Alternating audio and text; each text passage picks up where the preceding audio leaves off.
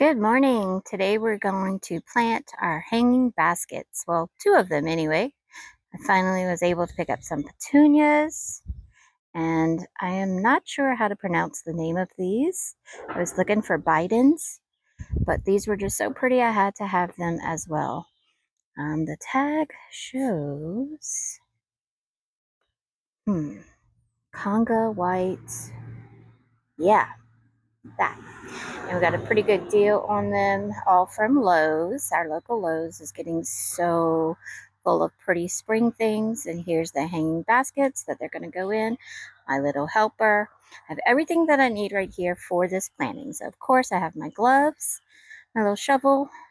I even have a pot to put some new fresh dirt in. The flowers that will be in there, some plant tone to help our beauties grow. And without fail, because of my heart condition, I always have a bench to sit on. So let's get to planting. Hi friends, welcome back to my garden. Today we're creating a bright, cheerful spring hanging basket using simple plants, organic fertilizer, and an easy planting method anyone can follow.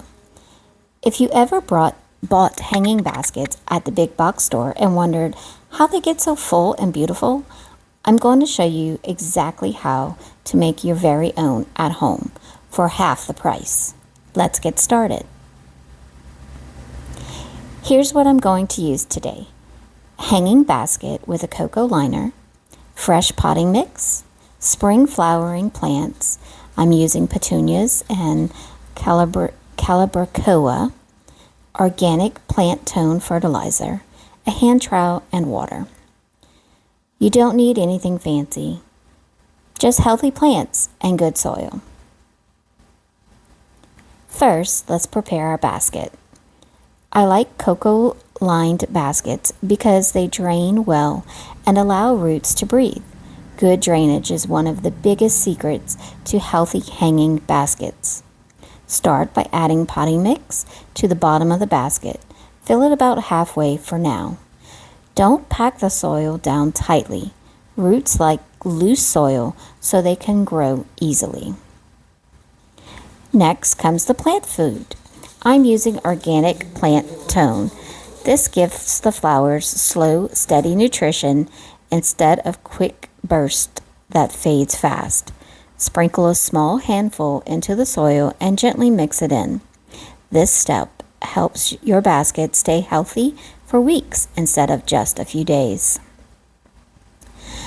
Remember, before planting, to always arrange your flowers first. Place the taller or fuller plant in the center. This becomes your focal point. Then space the remaining plants evenly around the edges.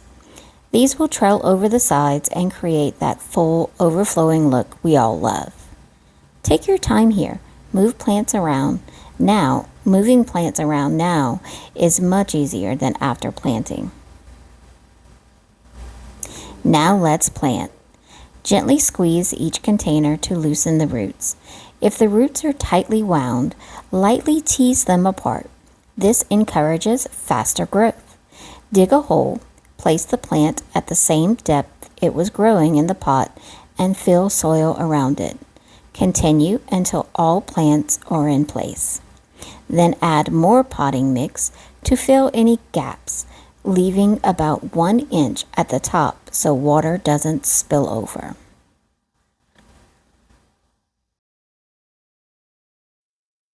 I'm going to repeat this exact process for the second hanging basket.